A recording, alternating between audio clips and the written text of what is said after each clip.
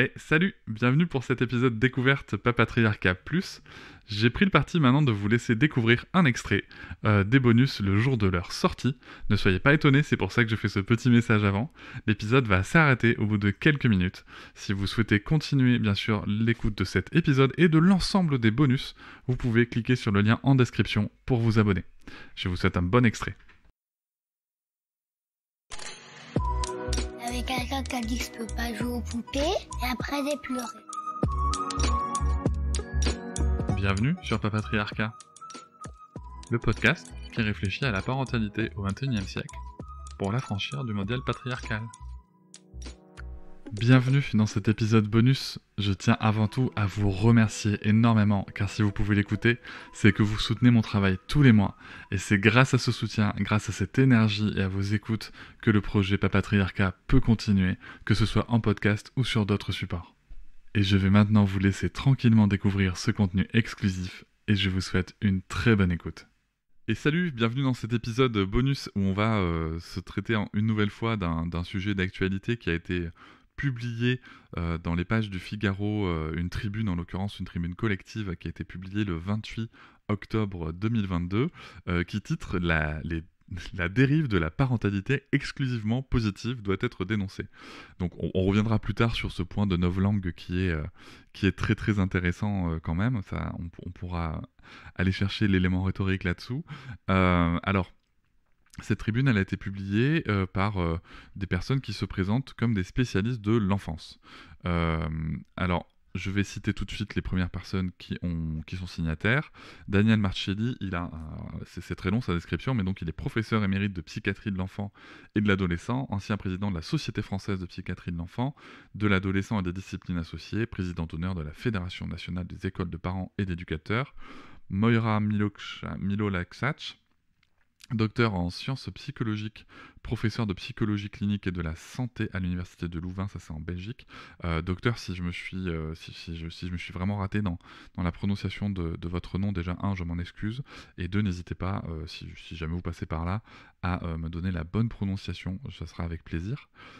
Isabelle Roskam, docteur en sciences psychologiques, professeur de psychologie du développement et de parentalité à l'université de Louvain, toujours en Belgique. Sophie Deschênes, pédopsychiatre, médecin responsable au réseau. Caroline Goldman, bien entendu, psychologue pour enfants et adolescents, docteur en psychopathologie clinique. Ensuite, il y a toute une liste de signataires, donc en effet, on voit des spécialistes, il y a beaucoup de psychologues, psychologues cliniciens, médecins, pédiatres, des médecins généralistes. Alors, il y a un criminologue, il y a des psychanalystes, pas mal de psychanalystes. Il y a aussi des gens qui sont juste thérapeutes, il y a du sexologue, voilà, donc des gens spécialistes de l'enfance. Mais très clairement, il y a quand même une immense majorité de gens qui sont spécialistes de la santé mentale, diplômés, reconnus. Donc on est à affaire à quelque chose qui est sûrement très sérieux et très construit. Donc ça, c'est chouette que autant de courants de pensée différents arrivent à se mettre d'accord sur un objectif commun. Alors voyons voir maintenant ce que cette tribune nous dit.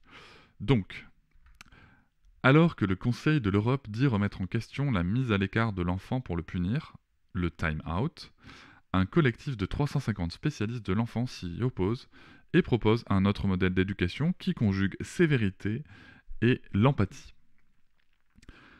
Alors, déjà sur cette introduction, il y a un truc qui cloche, puisque, on va voir ce qui va être dit après, mais la chef de file, Caroline Goldman, dit clairement qu'il faut savoir se couper de l'empathie.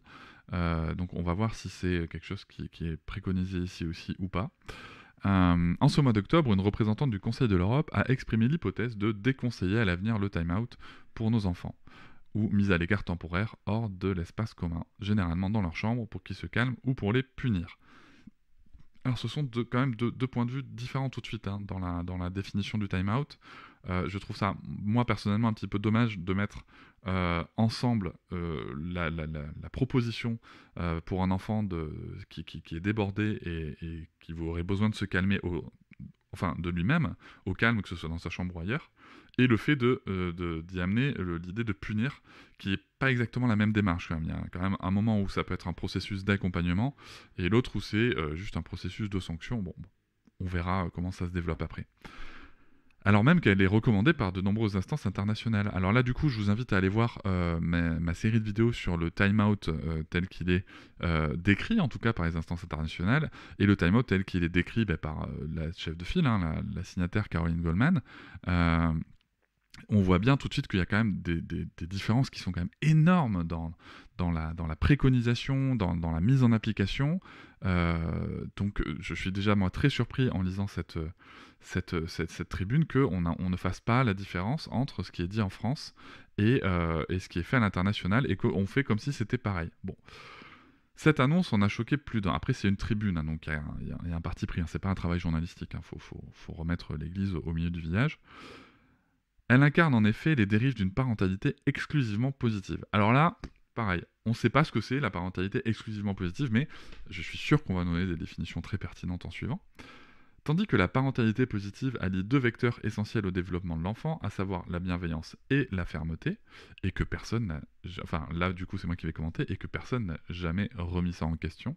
La parentalité dite exclusivement positive, qui voit dans toute fermeté, contrainte ou effort, exiger une forme de violence faite aux enfants, gagne du terrain. Alors, d'accord, là, il n'y a pas de source. On ne sait pas de quoi ces gens parlent. On ne sait pas qui a écrit. Enfin, c'est toujours le même problème, quoi. C'est que les gens qui disent que l'éducation positive en France, soi-disant, c'est tout laisser faire, c'est interdire il est interdit d'interdire et on ne dit jamais non.